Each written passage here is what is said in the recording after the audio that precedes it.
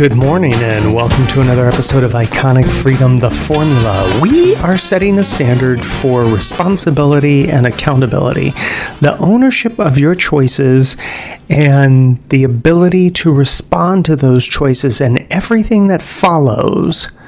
Let each care for self and all will be cared for. In more modern times, this has been put, I think, best by a personal heroine of mine, Rosa Luxemburg, who said that the freedom of speech is meaningless unless it means the freedom of the person who thinks differently. My great friend John O'Sullivan, former editor of the National Review, and I think probably my most conservative and reactionary Catholic friend, once said, it's a tiny thought experiment, he says, if you hear the Pope saying he believes in God, you think, well, the Pope's doing his job again today. If you hear the Pope saying he's really begun to doubt the existence of God, you begin to think he might be onto something. Well, that clip is, of course, the great Christopher Hitchens, who, one of my favorite people of all time. He did a speech. It was part of actually a debate, which is what we're going to talk about today. And it was, back in 2006. Such a great speech. I'm going to drop the link down below if you're interested and you want to hear it. He's got some great lines in there that I think are, so valuable. And I've used them for almost 20 years now. I just, it's smart thinking, and I think it's smart to pay attention to smart thinking. But, okay, so I want to talk about this, the forensics of debate. And what is it about being right is not really the point of a debate. See, I don't need to make you wrong to do something right for myself. Write that down. I don't need to make you wrong to do something right for myself. So today, basically that one sentence, it really holds more individual freedom than most people probably are ready for. Because what does it do? It obligates responsibility and accountability. So we're going to dive into this forensics of debate, not just like how we argue, because some people do still argue, but what are the reasons that we argue? What is it that so many conversations have to turn into competitions? I mean, you see it everywhere on every station. You get onto Rumble and YouTube and it's like, oh my gosh, it's like, you're just overwhelmed by all of it.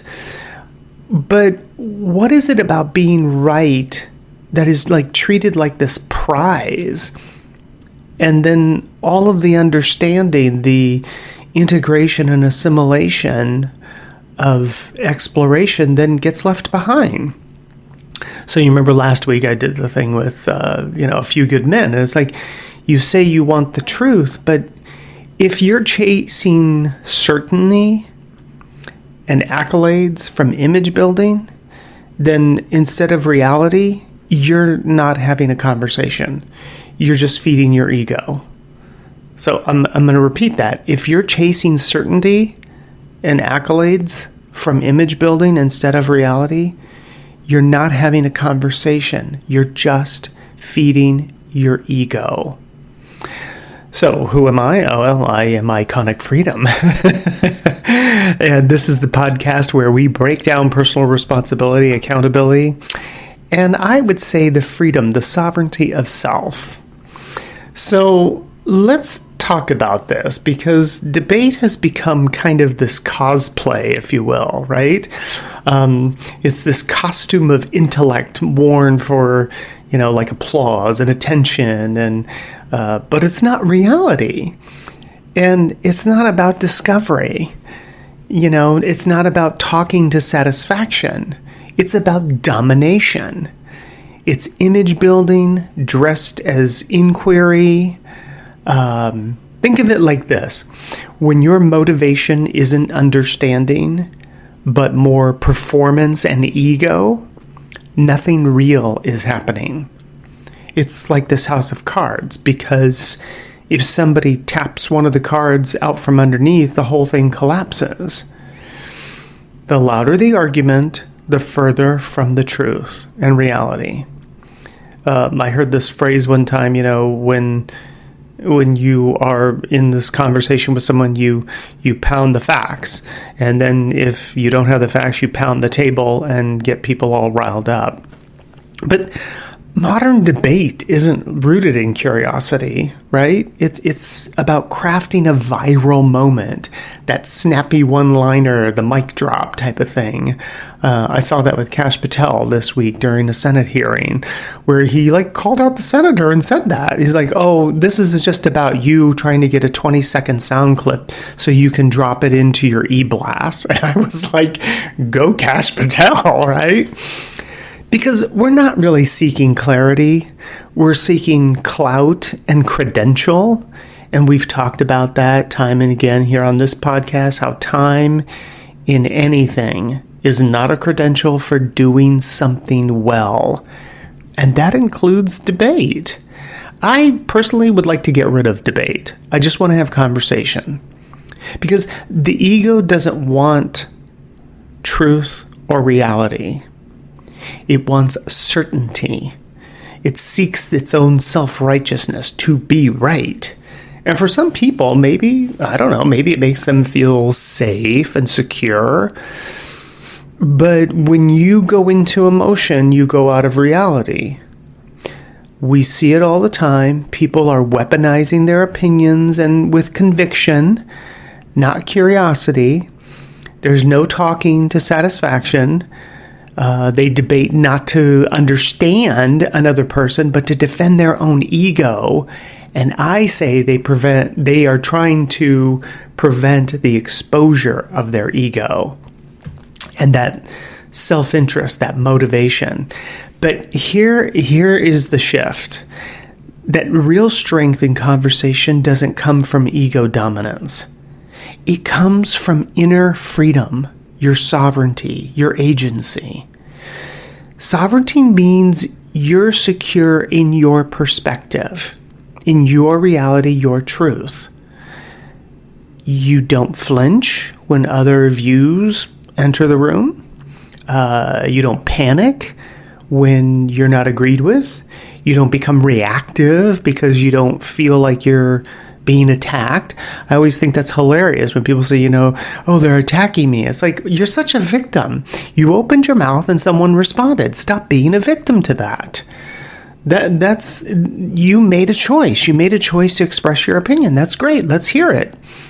And just because somebody doesn't agree with you doesn't necessarily mean they're attacking you. But people kind of go in that direction because why? Why? We hate the why question. Because of what reason? The reason is that they are rooted in their own self-righteousness. And I don't think that they always necessarily know it, right? So again, the sovereignty is going to mean that you're secure, that you know for self. And the other cool thing is that you remain present. You remain available. You remain in your inner authority. Some of the best moments that I've had in my life has been being present to something and hearing someone say something where I was able to call it out. To be able to say, well, wait a minute, you just said this and now you're saying this. So which is it? Which horse are you going after? And to have that person get all flustered and everything. Why? Because they were in their emotion. They were out of reality, and they were trying to be right, and they were trying to throw down the gauntlet and all this other garbage. It doesn't work, right? If you're present to the moment, if you're in reality and out of emotion, you hear what people are saying, and then you respond. Okay, so let's break it down a little bit, right? Talk to satisfaction. I think it's one of the best things that I have incorporated into my lexicon of life is that you talk to satisfaction. You talk until the anxiety that is present in the other person, or maybe yourself, is satisfied. I've answered all the questions that I've had to bring up about blah, blah, blah. I have received all the information that I need. Because, right, that's all this is information. So debate will listen to win, where your conversation will listen to understand, to integrate. Debate will center around a performance where, conversation's just going to center, around reality and the absence of emotion. Debate will be oppositional, but conversation is what? It's very personal. When you're in an authentic conversation, you don't project your narrative onto someone else's silence. You don't twist your words to make their point. You're not trying to create a backstory and all this other shenanigans that goes on. If you're really in an authentic conversation, you're not trying to figure out what the other person is doing. What are they trying to do? What is it, they're trying to get me. It's like, I hear you, Muggsy. It's like, that's not what it's about.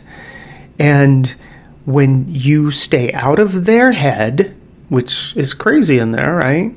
By not projecting onto them what is actually in yours.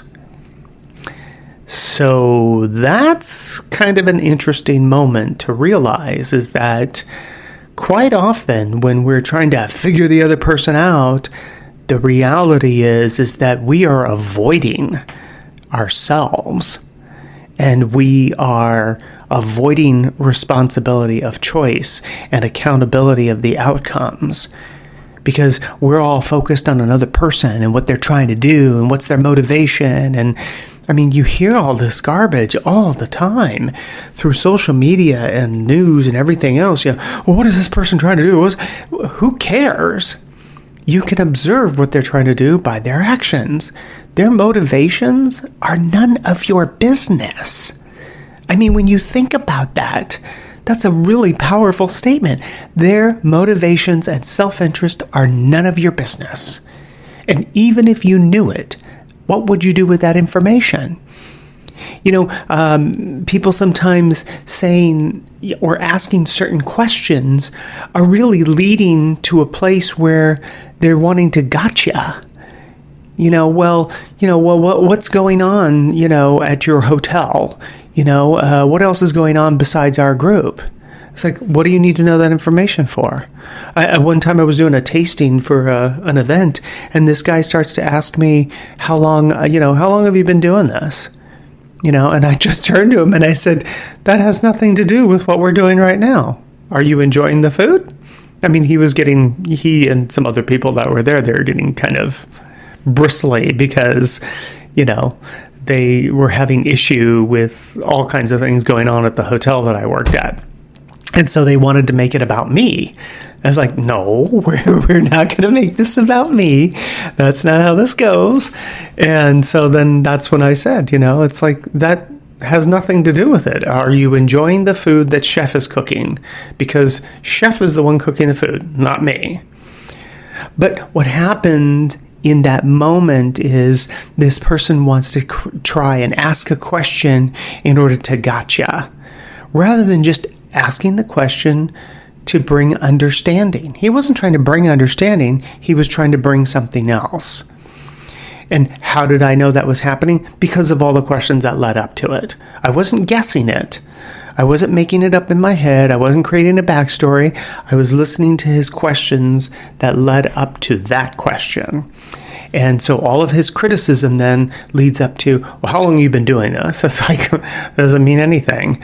The moment is your experience in this moment. So if you stay out of the other person's head by not projecting onto them what is actually in yours, there's a difference that most people will have a sense of. And here's what it is. They'll feel satisfied and excited about this moment and the future. When people talk to satisfaction, when they don't when they don't have a sense that someone is trying to gotcha them, they're going to feel a lot more comfortable. and they're going to express themselves openly and have that conversation to satisfaction. But if someone starts to have a sense that they're being,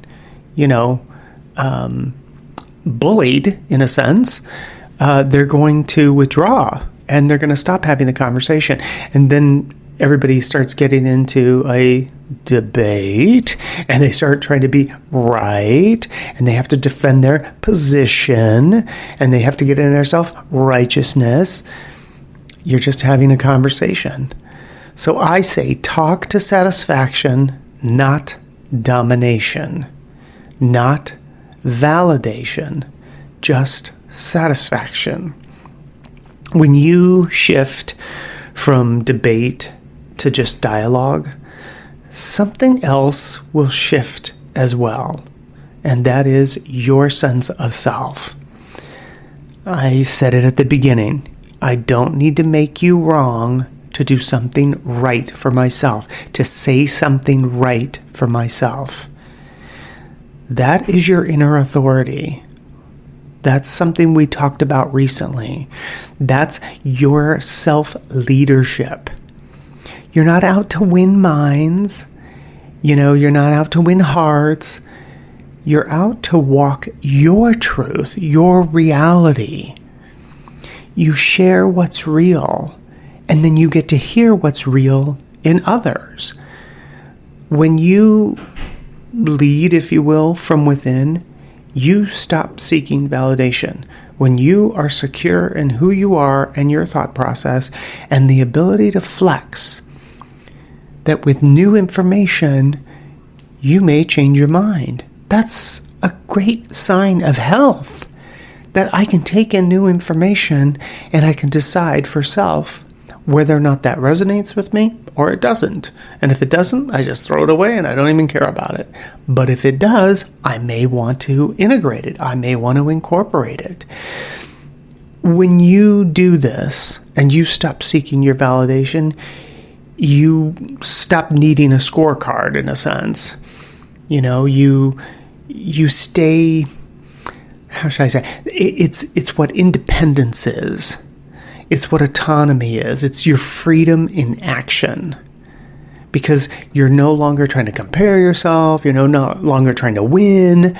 You're just being in the moment, hearing what somebody else has to say, talking to satisfaction, knowing for self your inner authority, what resonates for you. It's okay that other people don't agree with you. That's okay. They don't need to agree with you. And you know what? You don't need to agree with them. It's not about being right or wrong. It's about the expression of self and the development of self and owning your thoughts and your thought process and being responsible and accountable and not being a victim to the fact that you chose to be on this panel, you chose to be on that channel, you chose to be a part of this conversation, and now you want to say that everyone's attacking you. But you placed yourself there, so I'm not quite sure why you're having an issue. You placed yourself in the situation, so you must have been secure enough to think, I'm ready to stand up to this. Now, I've seen people that will say, they attack me, blah, blah, blah. It's really, it's languaging something in a direction that is not in reality. Those people are just being who they are. They're saying what they want to say. They are expressing whatever is internal in them. And if that's something negative, you can imagine what that must look like. It reminds me of that scene in Ghost where the little black blob would come over and take over people and kill them. That's what I see in people when they get so negative, so angry, so upset that literally there's that black blob of cancer that continues to metastasize in them. And it's not just anger, but it's people being victim. It's people being a victim to their choices. And instead of owning the fact that they placed themselves in a position, whatever that position is. Okay, so here's the forensic read on this. Debate is rooted in what? Ego. And it will stop progress. It's about self-righteousness. It performs intelligence, if you will, like a jester, without engaging in it. It feigns intelligence, when in fact, that's not what's happening. It's just somebody pounding the table. And it tells others they must be wrong in order for you to feel right. So when somebody's going down that road, that's what I think it would be fun if somebody called that out to somebody else. It's like, you have a great investment in trying to be right about this, and yet you really have no solutions for whatever this problem is. You just want to be right about your assessment of it. Okay. But consider replacing debate, the idea of debate, in your reality with discussion and the free flow of ideas. Consider not debating and arguing with people, but instead having a free flow of ideas, talking to satisfaction. Because when you let go of outcomes, you let go of being right. And when you let go of being right, you let in reality. It's an amazing thing to understand that when you let in reality, then this multiplicity of potentialities now has a place to manifest, to curate, to incubate, to potentiate. I wrote that down because I really liked it. That when you let in reality, then you're allowing the free flow of ideas, that multiplicity of potentialities, the infinite potentialities. And it now has a place. It has a place to manifest. Because you're no longer constricted. You're no longer in the straitjacket of mental illness trying to be right about every single thing that there is. I have to get it right. I have to get it right. It's like there is no right except for the right for you. Everyone else, figure it out. Let each care for self. So now it has a place to manifest and curate and incubate and potentiate. That's truth at frequency. That's how sovereignty sounds. You want to know what the sound of freedom is? It's that. It's letting go of being right and letting in what is right for you. How's that to end on? If you're a mom out there, happy Mother's Day. As always, let each care for self and all will be cared for.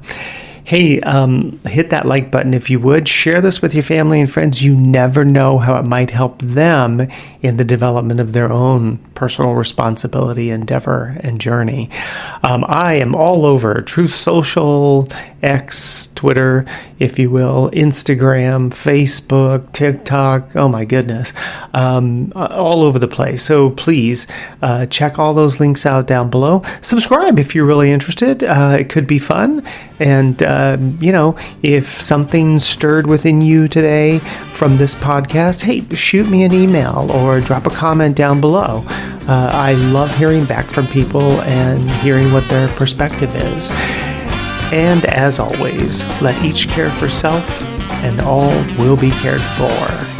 And until next time, stay sharp, stay sovereign, stay free. Make it a good week.